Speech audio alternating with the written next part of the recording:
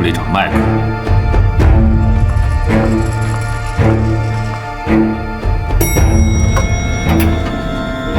你好。哦，谢谢啊。你好。你好。几层？9楼，谢谢。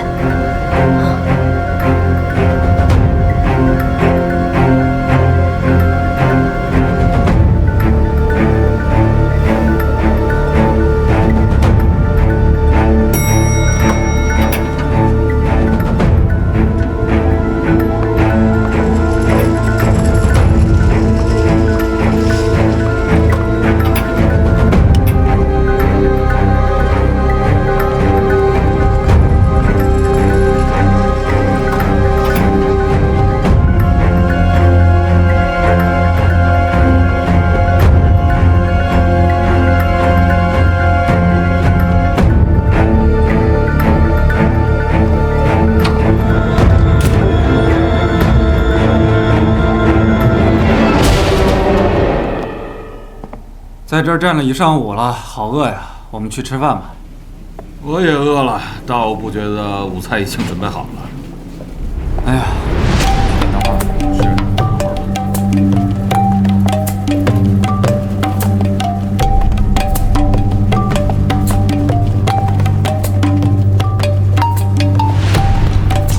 2位长官，午餐已经准备好了，在1楼餐厅。那我们去吃饭。那我们快去快回。没问题，走。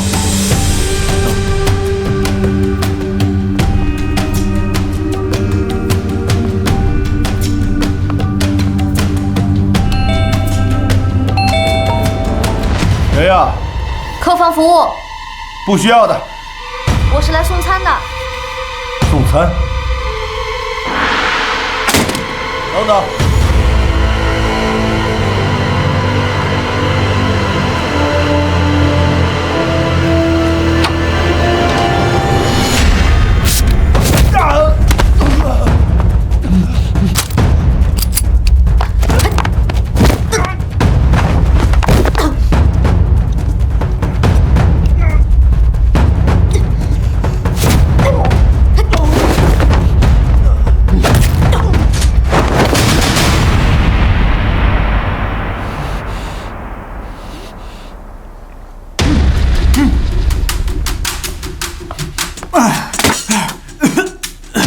你怎么知道我被人抓了？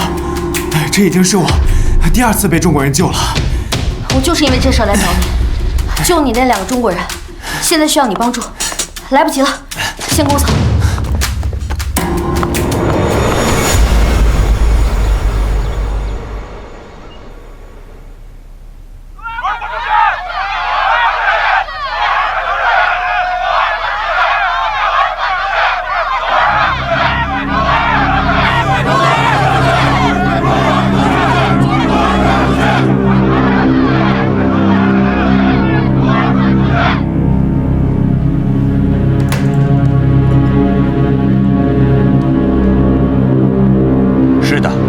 立刻发放政府救急粮给难民。记住，让媒体全力报道。听明白了吗？好。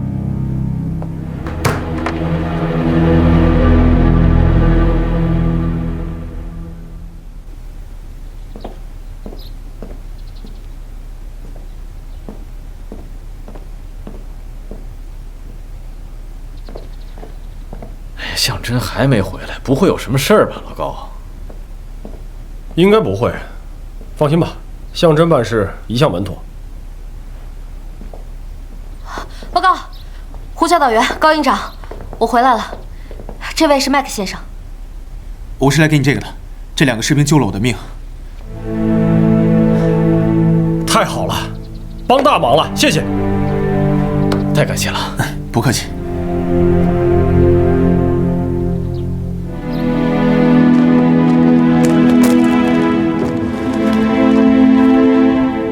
老宋，怪我先下车，连累你了。你说什么呢？我们是兄弟，什么连累不连累的？有事儿一起扛。在国内怕给部队丢人，出国了怕给祖国丢人。是啊。对了，也不知道童医生怎么样了。营长，干嘛呢？童医生什么情况？现在怎么样了？还怎么样了？心挺大呀！啊，为了救你们，脖子差点让恐怖分子给扭断了。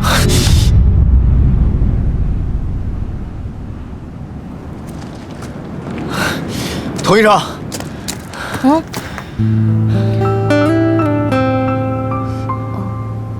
这帮混蛋，我早晚会让他们后悔的。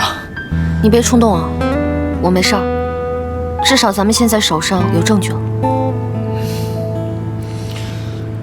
这次的事儿，我跟老宋还得感谢你呢。要是没有你，我们俩就完蛋了。我这也是为了帮助咱们维和部队，我不想让他们把脏水泼到中国军人头上。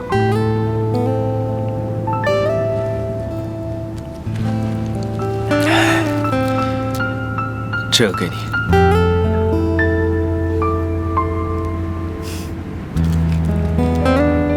谢谢。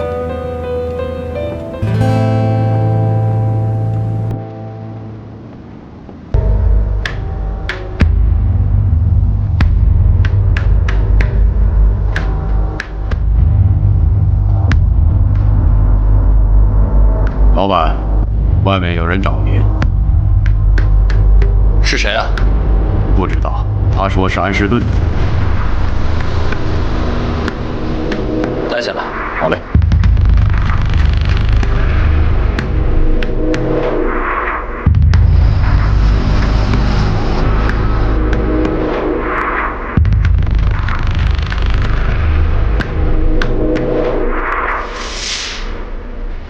安士顿先生，或许应该叫你阿明将军。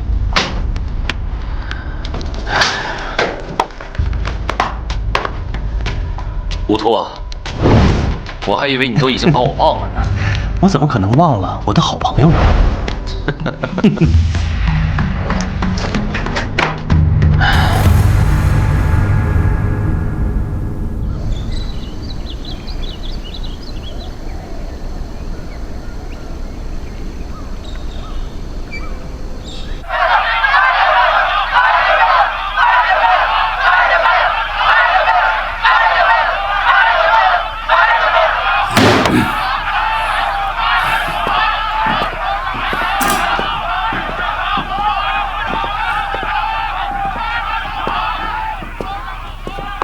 总统先生，我们收到中国士兵的邮件，他们说有一批粮食物资想要申请入境，您同意放行吗？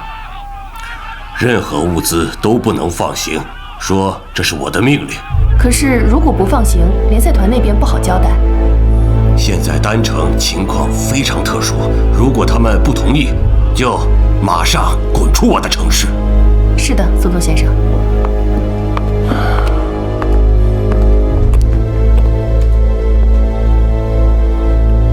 你现在要对付罗尔总统了吗？是的，现在正是最佳时机。如果计划成功，我们就可以用马努特流亡这个借口扳倒鲁尔政权，然后你可以担任新总统，塞利亚就是我们的，明白吗，朋友？但是那些该死的维和部队，他们可能什么？没有可能，只要我们计划成功，你就可以当总统了。当你成为了总统，一切就会非常顺利。我说的够明确了，我的朋友。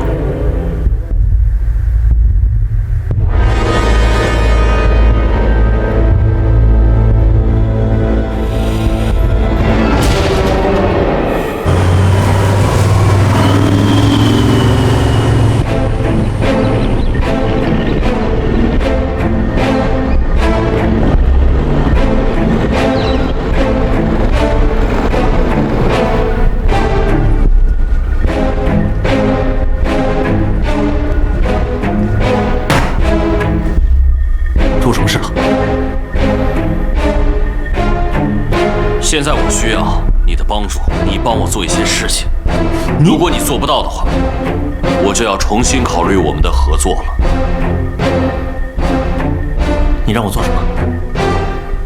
现在我想让你帮我把这支中国的维和部队全部消灭掉。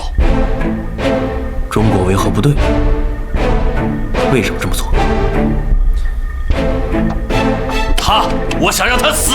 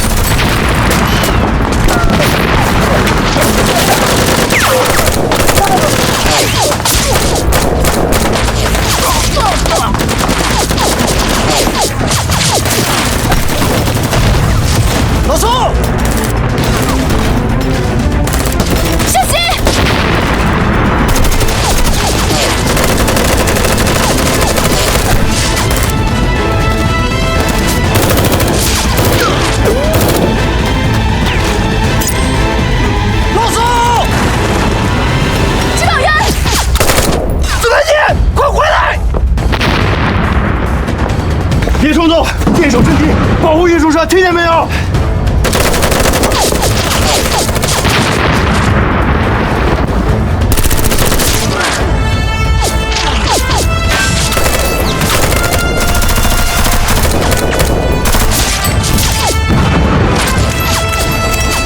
指导员，你过来干什么？我以为你什么地方回到这位置？这位置！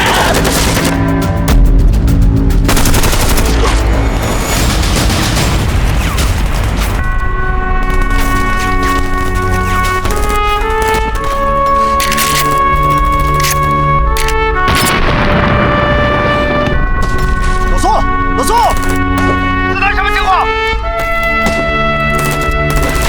回话，快回话！子南颈部受伤了。子南姐！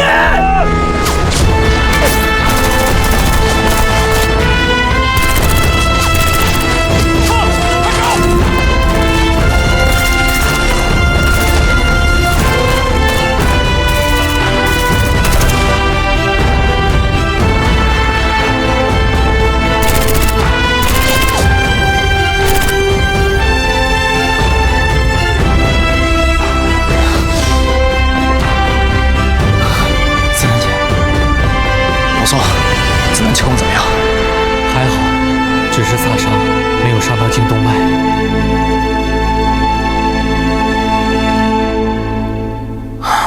什么？怎么可以这样？将军，我都照你的吩咐做了，但是我要提醒你的是，我的计划。 要比你那个什么报复中国人的计划要靠谱得多。你根本就不明白，他毁了我的一切计划。现在他就是我的绊脚石，我要亲手灭了他！灭了他！灭了他！将军，我告诉你，等你当上了总统的那天，他就会知道你的厉害了。你听懂了吗？好，现在，那你告诉我下一步怎么做？下一步，我们利用单城的粮食危机，让联赛团再调一个人到这儿。再调个人过来是什么意思啊？是的，说的没错，就是一个傀儡。一个傀儡不但能够在鲁尔那边有个照应，又能制造维和部队和联赛团之间的矛盾。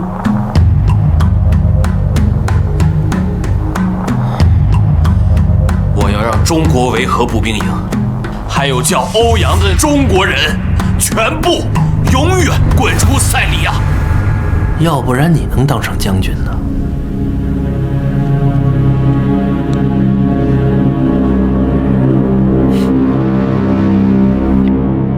刚刚接到通知，联合国派遣的特别代表团将于4小时后抵达距丹城的300公里以外的军用基地。营长命令我们前去执行这次安保任务，立即出发，务必在4小时之内赶到机场。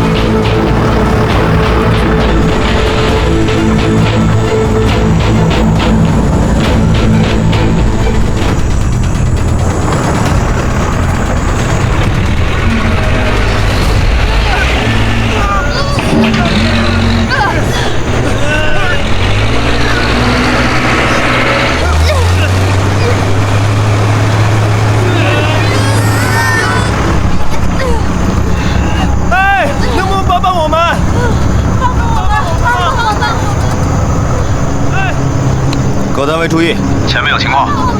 老兵，停车，下车看一下。哎，你好，你好，帮帮我们！我们的车坏了，能帮我们一下吗？是。哎，你好，我们的车抛锚了，你能帮帮我们吗？我们不是坏人。好的，没问题。谢谢。老毕，到，警戒。是。兄弟们。这事儿，咱得管！来了，来吧！哎，来，兄弟们！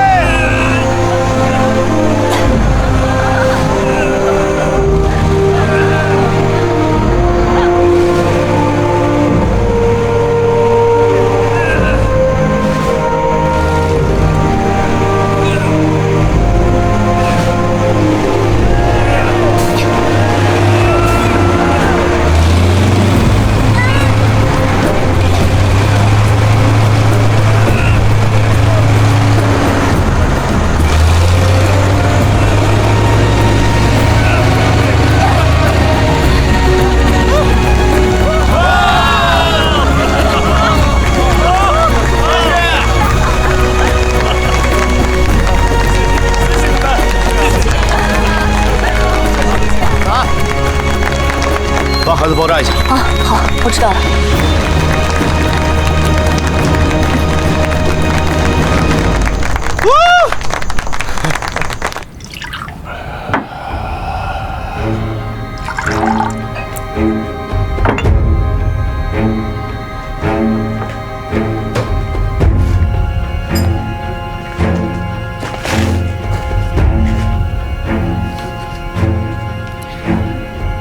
现在，我们的人已经为计划准备好了，敬我们未来的总统和我的朋友一杯酒，祝贺你。现在该是你去解决掉鲁尔和欧阳丹妮的时候了。在那之后，只有在那之后，这个国家才是我们的。说的没错，将军。但我需要提醒你，这个计划绝对不能出错，每一个环节都至关重要。那个混蛋鲁尔，他把丹城封锁得那么死，给我执行计划增加了很多困难。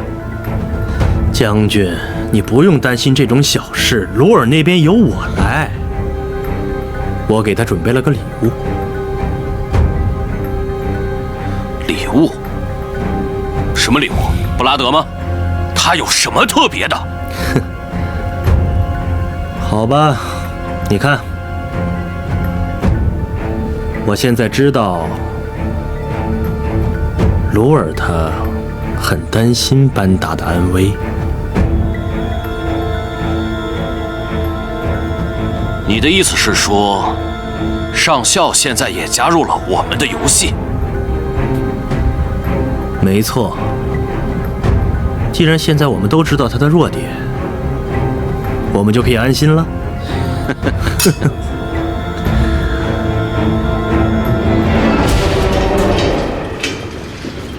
要命的粮食，每一天死亡的难民人数急剧增加。身为医生，我没有任何能力挽留他们的生命，我无比的沮丧。他们热爱自己的国家，信仰自己的土地。历史终究会证明鲁尔的错误。联合国为解决粮食问题，紧急派来了一名特派员，专门负责同鲁尔谈判。聂风他们去接。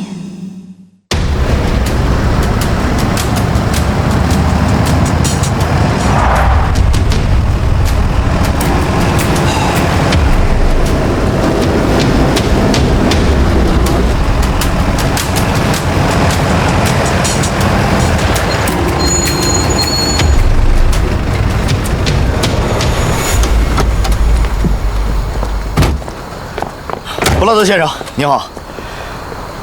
刚刚路上有一些耽搁，我们是中国维和部队的。没关系，那我们现在就赶快走吧。我先要找个地方去洗澡。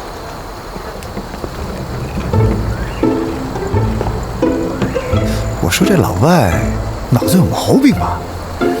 洗澡？走，出发！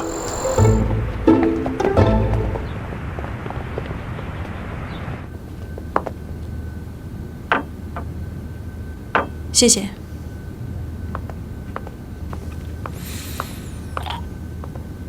欧阳女士，我在总部听说过你的名字，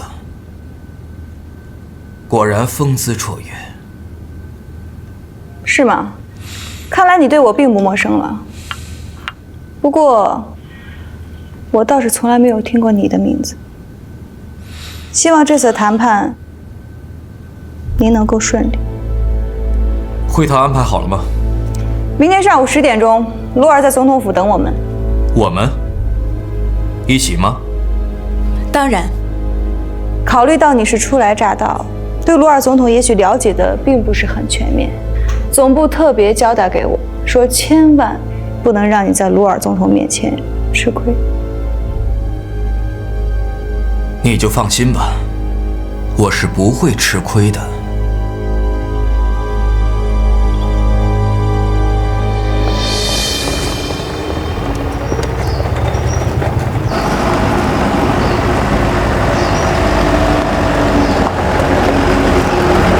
赶紧打好，上报国内啊！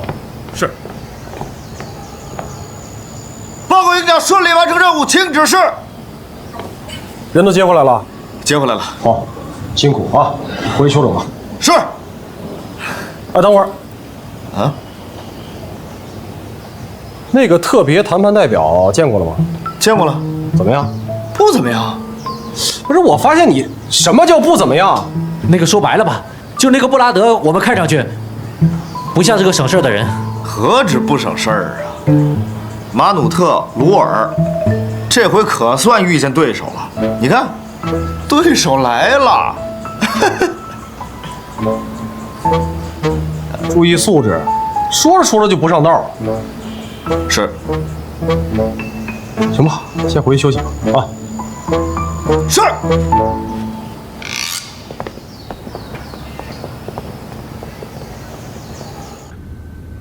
我再强调一遍，除非联赛团同意维和部队支援我，否则一切免谈。这不可能。维和部队不是你的雇佣兵，知道吗？那我们还有必要继续谈下去吗？总统先生，请注意你的言辞。我是联合国派来和你在这里进行商谈的，请你一定要注意这一点。这里是我的国家，你最好先搞清楚在跟谁谈判。是什么让你这么自负？在塞利亚，这是自信。看来塞利亚需要自由。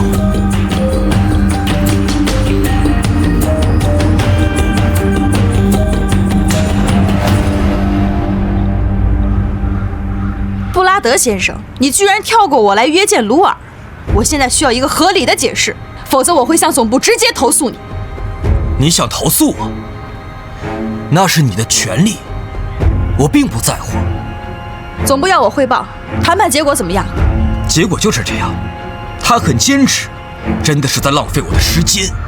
塞利亚的现状远比你想象的要复杂，这里的平民大多数都依附于鲁尔和马努特背后的两大部族，而总统的候选人也是由这两个部族决定的。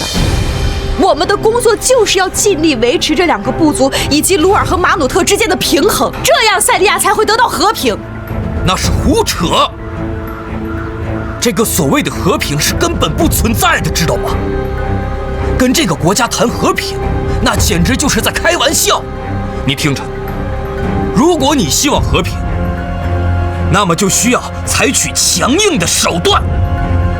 布拉德先生，你刚到塞利亚，我希望你能了解清楚塞利亚的现状之后再做决定。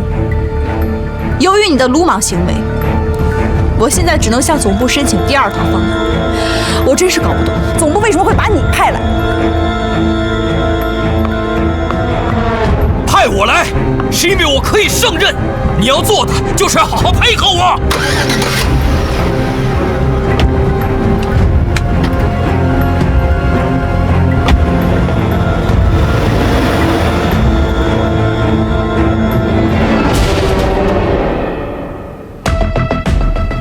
这条路线，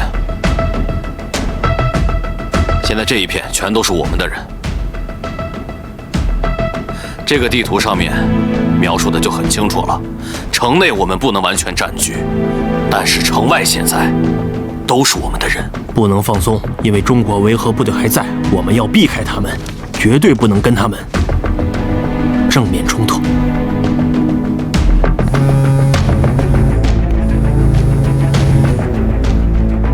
怎么了？你要做什么？你想做什么尽管做，但是记住，别坏了我的事。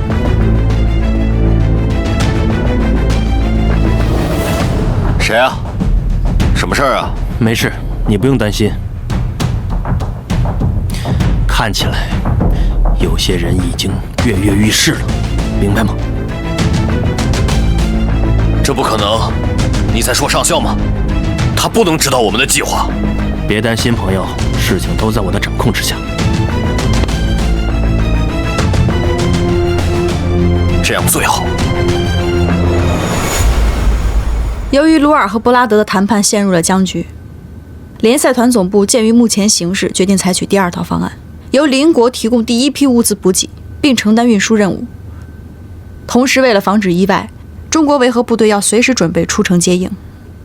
好，既然说到这儿，我还是要说一下丹城内部的恐怖组织情况。我从国内接到了一个消息，一名代号叫做上校的国际雇佣兵近期已经抵达了塞利亚。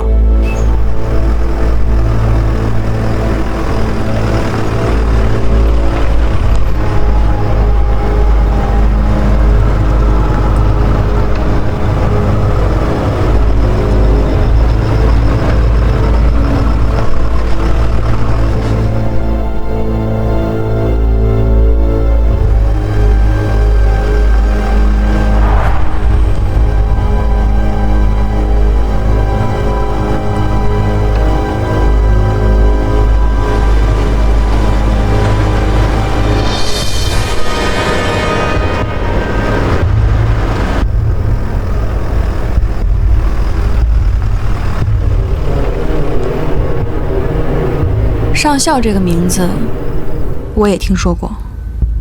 据说是一个从未失过手的雇佣兵。对。难道之前一系列的恐怖袭击都和他有关？应该不会，我觉得上校应该还没有出手，但是我敢肯定，他和目前塞利亚的这些恐怖分子一定有非常紧密的联系，甚至就是直接受雇于他们。鉴于当下形势，联赛团已经决定，请中国维和营密切配合维和警察部，加强对丹城地区巡逻警戒的同时，重点针对这些恐怖分子进行搜捕和打击。这本来不在我们的职责范围内，但是丹城情况特殊，这些人已经多次威胁我们的人身安全和塞利亚的和平进程。那就太好了，如果有了联赛团的许可，我们在执行任务的时候就不会再束手束脚了。您放心，有中国维和部队在，不会让他们为所欲为的。哎呀，但是眼下最重要的问题依然是粮食，而且迫在眉睫。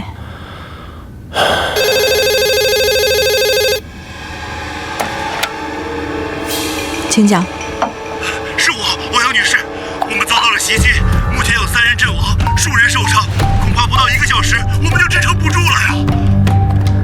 好，给我一点时间。出什么事儿了？高营长，运输车队向我报告说，他们正在遭遇一场强火力的恐怖袭击，目前已经有3个人阵亡，多人受伤，而且他们说敌方的火力太强，恐怕支撑不了1个小时。这样，我立刻向联赛团汇报，准备增援。好，我马上回去组织安排。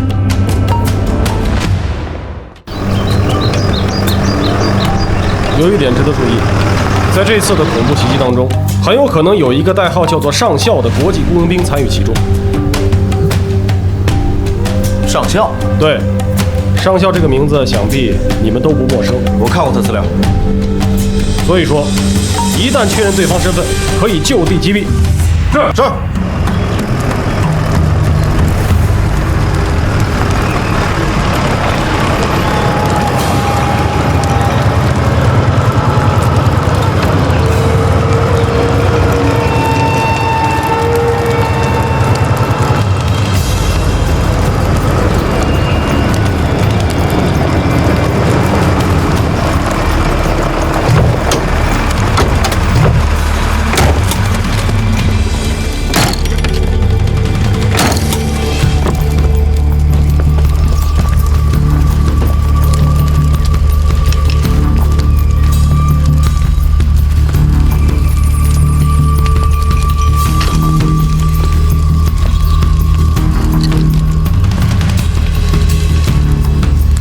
搜救幸存者，确认伤亡情况。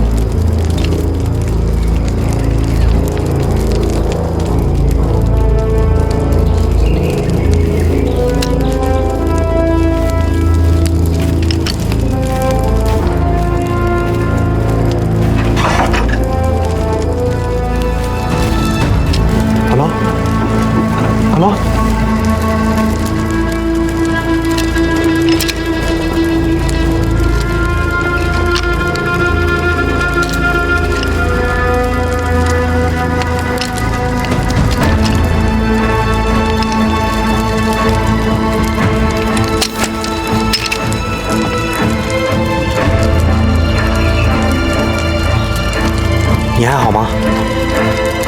来。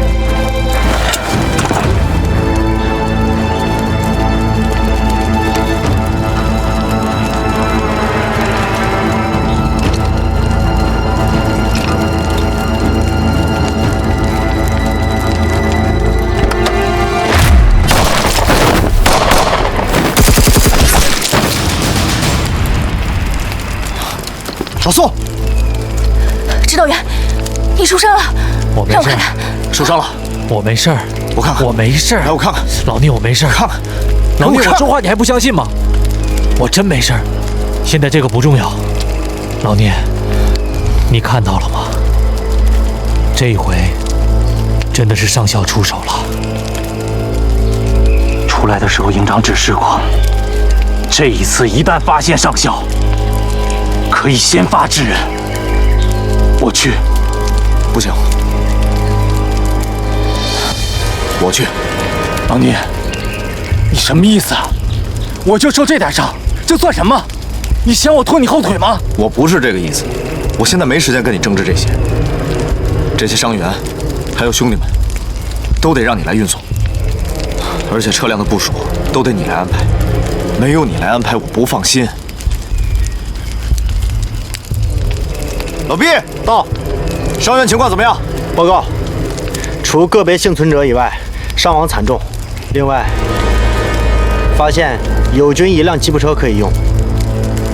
那这样，老聂，那辆吉普车我用来运送伤员，但是特战队必须跟着你，这样我才能放心。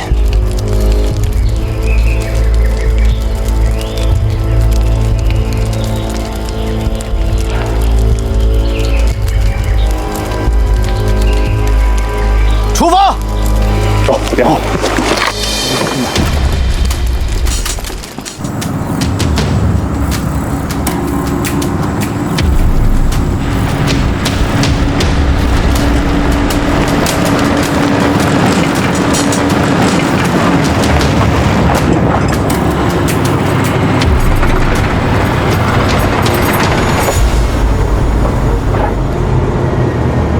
队长，我已经追踪到埃方友军被劫车辆的卫星定位了，基本可以确定他们的逃跑路线。干得漂亮！这次让他们插翅难逃。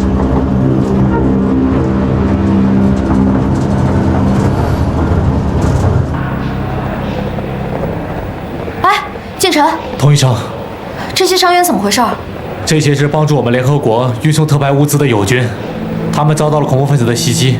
我们赶到的时候，物资已经被劫空了，聂风还在追。行，他们交给我们吧。你也受伤了？啊，我没事，一点小伤。那我找他们军会合了。不行，我帮你紧急处理一下。快啊！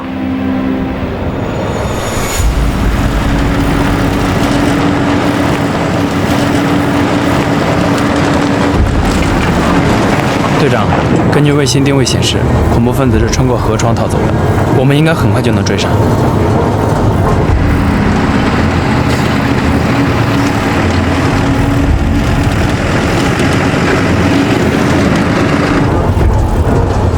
志勇，停车。好。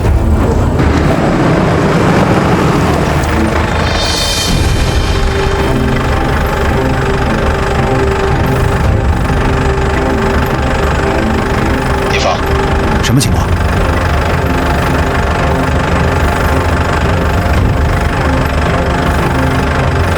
一切都太顺利了，有些不太对劲。停车待命，保持警戒。好，收到。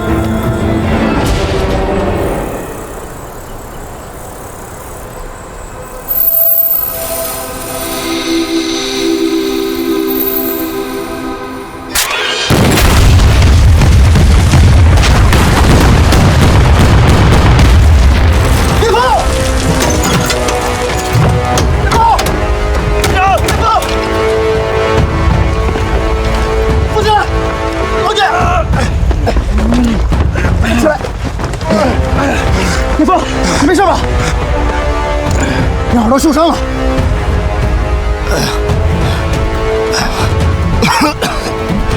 有埋伏！吴阳到，准备排爆机器人。是，快！没有我的命令，谁都不许离开这半步。好。哎，你干嘛去？一定有人在盯着我们，我去看一看。你受伤了？我没事。岳父，所有人坚守站位。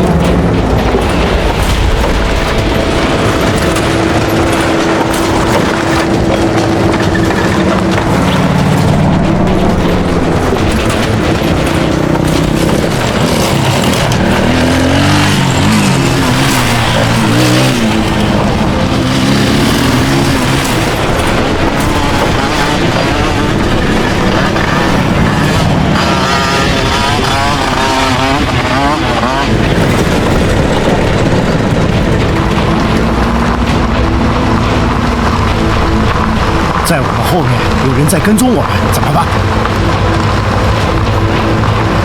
我们分头行动。好的。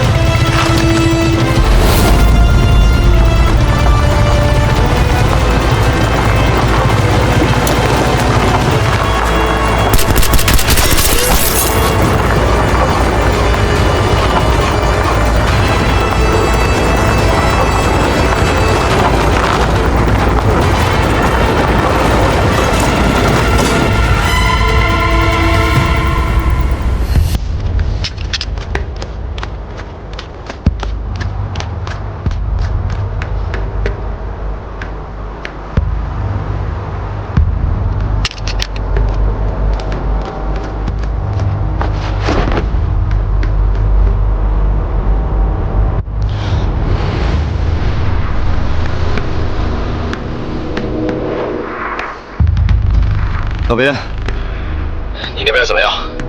牧羊正在排雷，已经差不多了，估计很快就能跟你会合。你那边怎么样？只寻回一小半的物资，能找回来就不错了。排雷结束之后，迅速与我会合。收到。注意安全，你小心。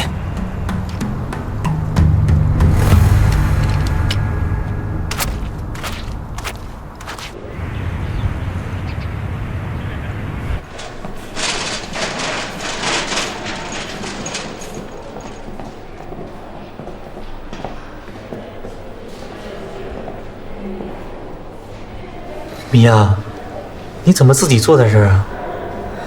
我的头特别疼。田梦，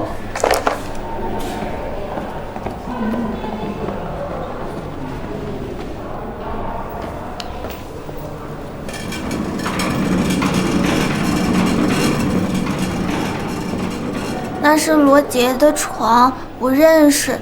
他昨天晚上就说他头很疼，然后他今早就死了。我现在也头疼，我明天早上会死吗？我害怕。不会，你不会死的。一会儿医生姐姐就过来了，会把你治好的。好吧，那我就回病房等医生姐姐。我带你回去。我带她回病房了。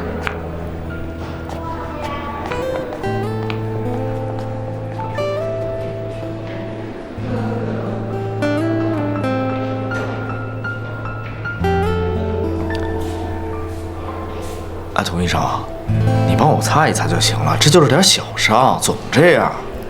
你是医生还是我是医生？这里的病毒分分钟要了你的命。啊？你说什么？我听不见，大点声。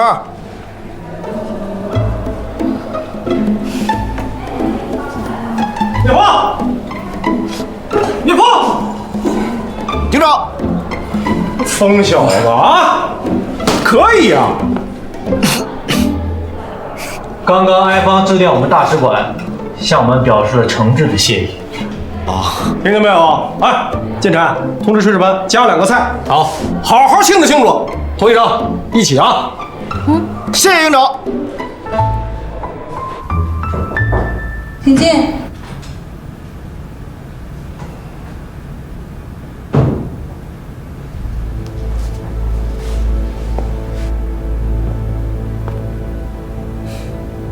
你怎么来了？见到我不高兴吗？请问有什么事儿吗？此次运粮事件怎么样了？你什么时候给我一个官方说明呢？布拉德先生，我已经召集了各国代表来开紧急会议商讨此事，有任何的进展，我会第一时间通报您。这次袭击不是件小事儿，你为什么不能提前做好准备呢？啊？我不明白，你为什么要让敌人钻了空子？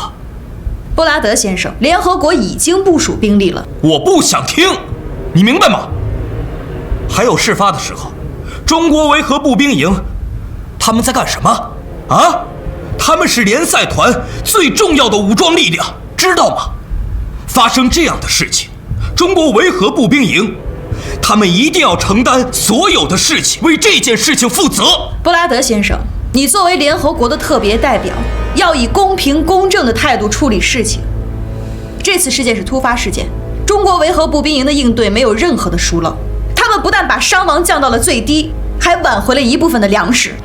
出了这么大的事情，中国维和部队只抢回来这么一小部分的粮食，而你现在却在这向我邀功，恐怕这个时候不合适吧？我不是在邀功，我只是觉得你的说法有失偏颇。你所说的一小部分粮食，那也是中国维和部队的战士们冒着生命危险换来的。联赛团花了这么多的财力，请中国维和部队来做事儿，可他们却连分内的事情都没有一样做好，知道吗？你这么说真的太过分了。欧阳女士，自从总部派你来斡旋塞利亚的局势，非但没有缓和，反而恶化了。大家都很想知道问题出在哪儿了。布拉德先生，你这是对我的侮辱，我随时可以向总部汇报你的无理行为。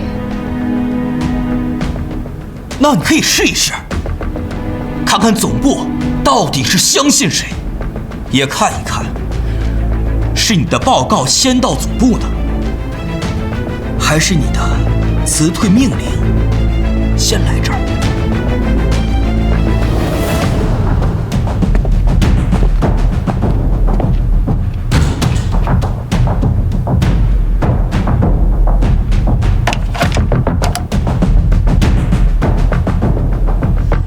立刻联系各大媒体，发表声明，通报埃塞俄比亚运输粮队在丹城城郊遭到了抢劫。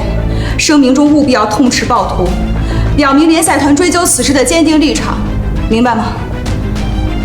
还有，通报之前就不用发文件给鲁尔总统那边了，直接通报媒体报道。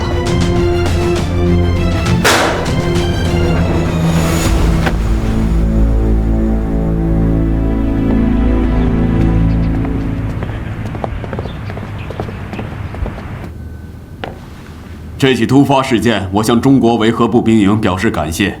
你们不仅帮助我们减少了损失，还保护了我们的安全。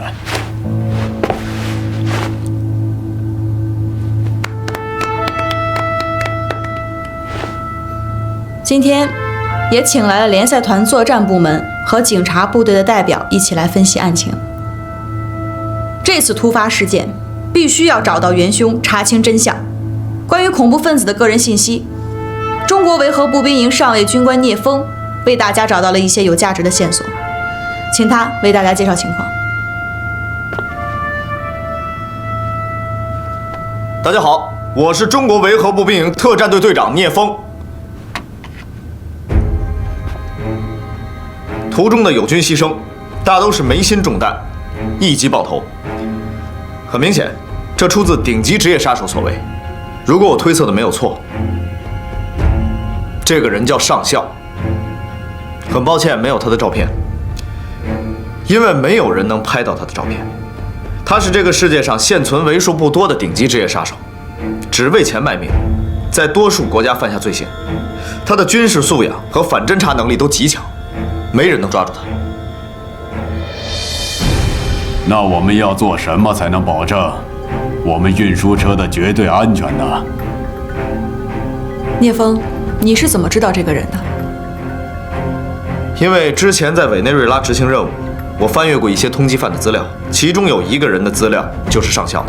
他的特点不只有一击爆头，还有枪械、子弹，大部分都是特制的。他的子弹打到对方的头颅之内，还会产生2次连爆，这也是我判断是他的原因。但是我真的没有想到，能在塞利亚这个地方遇到他。既然现在有了头绪，我立刻通知维和警察部门同国际刑警组织联系，直接进行国际通缉。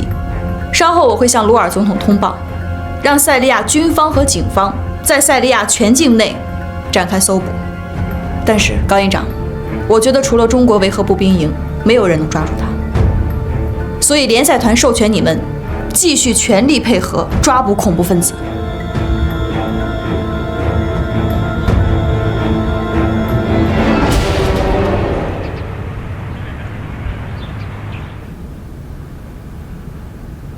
没想到欧阳丹尼竟然没有通过我，就直接发了新闻。这下好了，全世界都知道了，我塞利亚到处都是饿死的难民，到处都是杀人的恐怖分子。直到现在，没有任何组织为袭击运粮队负责。我们现在真的是太被动了，所有的矛头都指向我们。我们必须要做点什么来挽回我们的颜面。戒严令下达以后，丹城连一只苍蝇都飞不出去，所以这件事很有可能是恐怖分子干的，也很有可能是丹城外的反政府武装余孽策划的，目的就是为了扰乱当前的政治局势，制造舆论危机，对我们的政府进行施压。没想到局势会发展到这一步啊！看来，我们要共度难关了。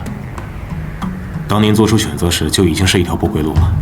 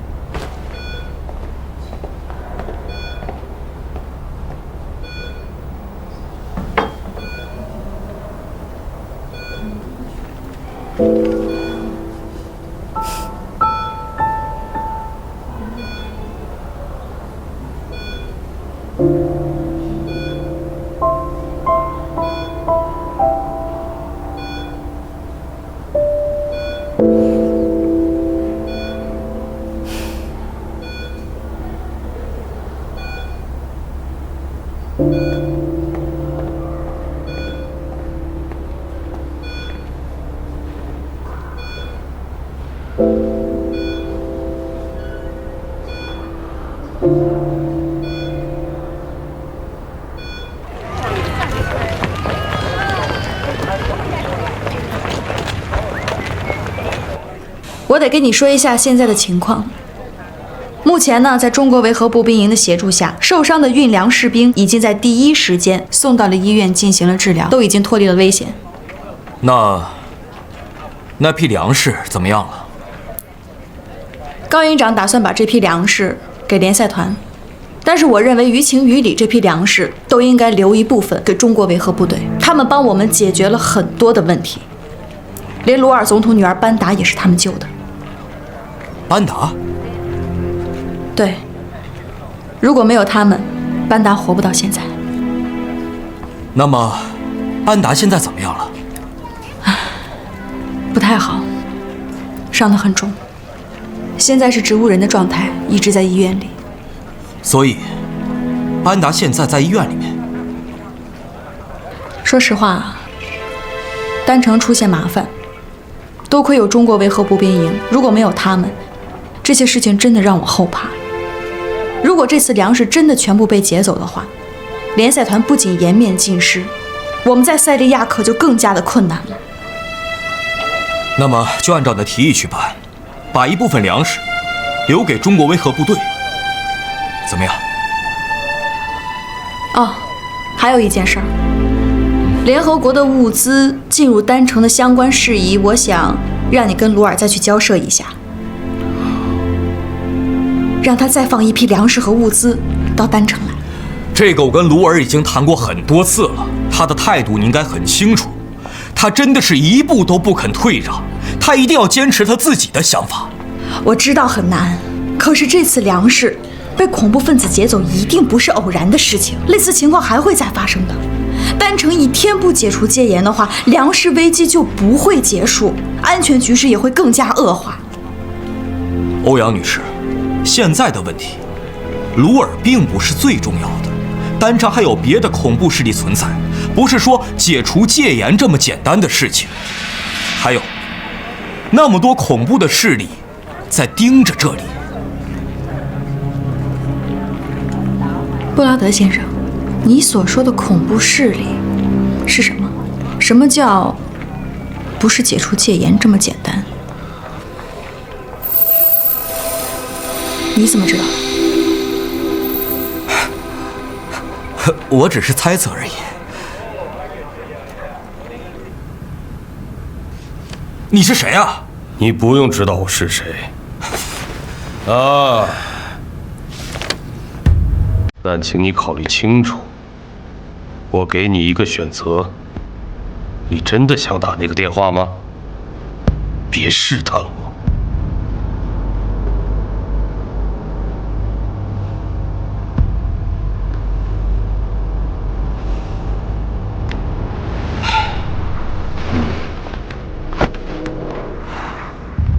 你想要什么？别担心，我来这儿不是来杀你的。我有个工作给你，现在你听好了。我想让你把粮食送到联赛团医院，2天内必须到。医院？为什么？你要做什么？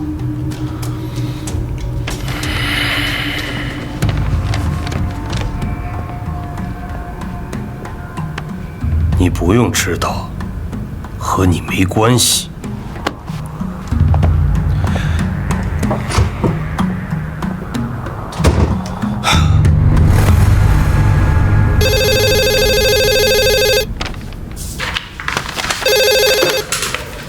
你好，请讲。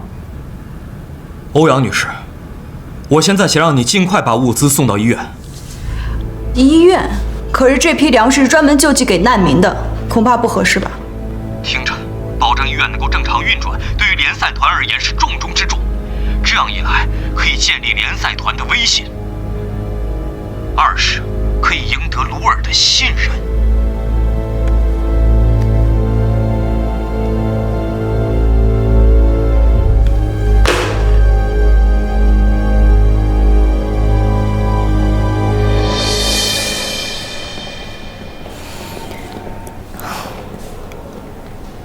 童医生，哎，你怎么在这儿啊？我来看看建晨。哦，你脸色怎么不对啊？没有，刚下了一台手术，有点累。哦，你有时间吗？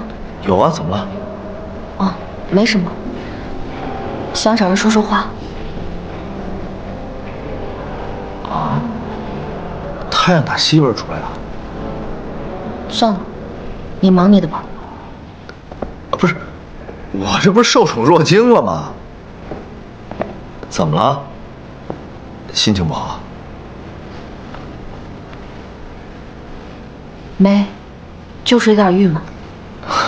要不这样，你呀，今天把我当垃圾桶，有什么负能量跟我释放释放。坐吧。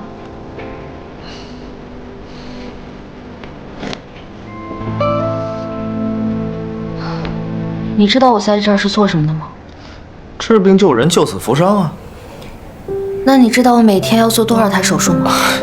这个我可不知道，连你做的是什么手术我都不知道。我什么类型的手术都做。医院就像一个急诊室，每天要应对各种突发状况。什么手术都能做啊？厉害，佩服。这里的情况实在是太特殊了，无论你碰到什么样的病人，你都得去面对。以塞利亚现在的形势，我们很多时候没有办法第一时间给患者做有效的治疗。现在我们的药品也很紧缺，作为医生，我真的很无奈。其实塞利亚的状况比我们来之前预想的还要差，更何况很多情况都不是你们可以解决的。虽然我不是医生，但我特别理解你的心情。你知道吗？我刚刚下了一台截肢手术，患者是一个15岁的小男孩，他当时哭着跟我说他特别爱踢球。以他的情况，如果他能早一点送过来的话，完全没有必要截肢。患者来医院不是应该躺着进来站着出去吗？但是我刚刚却让一个小男孩站着进来躺着出去的，这是作为医生最痛苦的。你知道每天我会接到很多截肢手术，我根本没有能力救人，我觉得我自己就像一个截肢机器。你不用太悲观，你的外科技术在国内都是一流的。再说了，有些问题不是你一个人可以解决的，你不用自责。换个说法，这些孩子要是没有遇见你，他连命都没了。而且你别忘了，塞利亚目前这个局势我们都知道，在这儿救一个人比杀一个人更难。我就是觉得自己特别没用，我的道德准则每天都在折磨我。我特别想要给那些病人最好的治疗，可是在这儿我真做不到。你其实真的不用想的太多。作为一名医生，你已经做得很好了，你挽救了那么多生命，对那些病人来说，你就是天使。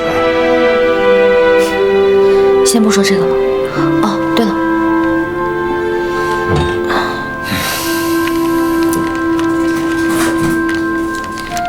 这是医院新到的补给，你拿着吧。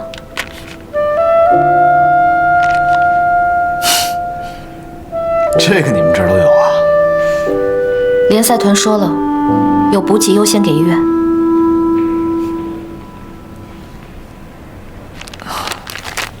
谢谢你啊，童医生。想要组织几次难民游行，其实并不难，但是……八脸，难道说你现在害怕了吗？医院不是那么好进的，一旦有事情发生，联赛团和中国人都会去追查的。我们应该从长计议，慢慢来。慢慢来。我会协助你们进入医院的，进去后我来搞定。这么贸然行动还是很危险。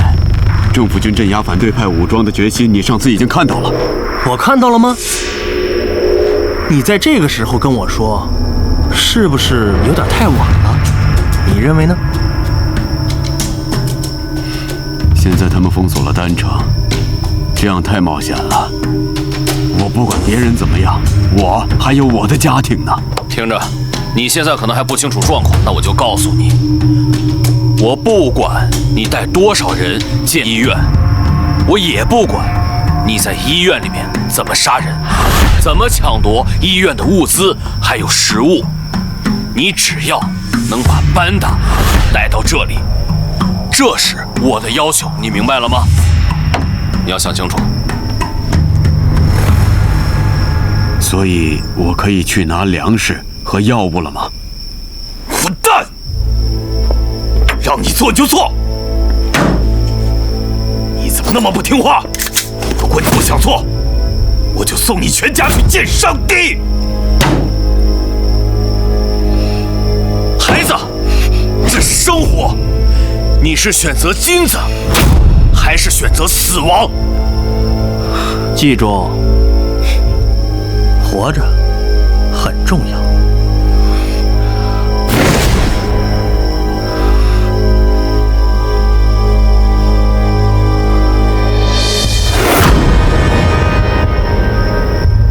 我选择金子。选得好。现在滚出去！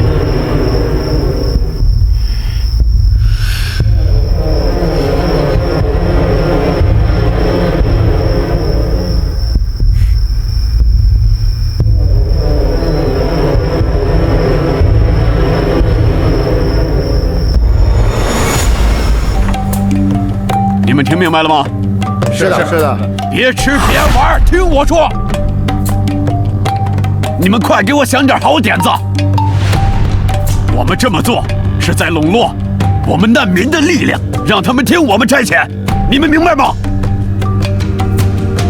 我们要激起难民心中的愤怒，我们要制造谣言，还要上街游行示威。现在所有的粮食物资全都在医院里面，你们去散布医院有粮食的假消息，要强调联合国不给我们发粮食，却给了医院他们。我们要去医院里面把粮食夺回来，你们明白吗？明白，明白，明白。明天如果政府军阻拦的话，必要时就要杀难民，造成政府军杀人的假象，把这盆脏水泼到政府军的身上去。你们明白吗？明白，明白。你们明白吗？明白。好。他们会把物资送到医院里面去，食物都给了丹城医院。我们需要吃饭。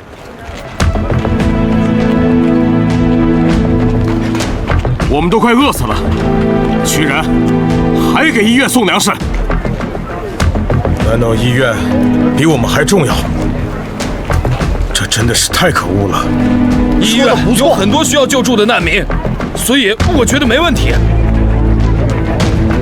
我觉得食物应该给他们呀。这些食物是属于我们难民的，我们都没分到，为什么要给医院？食物给医院有什么不对？我的父亲被医院的医生救了命。那就是说，你想看到丹城大街上满是饿死的难民是吗？你是这个意思是吗？但是医院不能拿走所有的食物，必须归还我们的部分。要食物，我们要食物！要食物，我们要食物！要食物，我们要食物！现在，我们一起去把食物要回来，把食物要回来，把食物要回来，把食物要回来，把食物要回来，把食物要回来，把食物要回来，把食物要回来。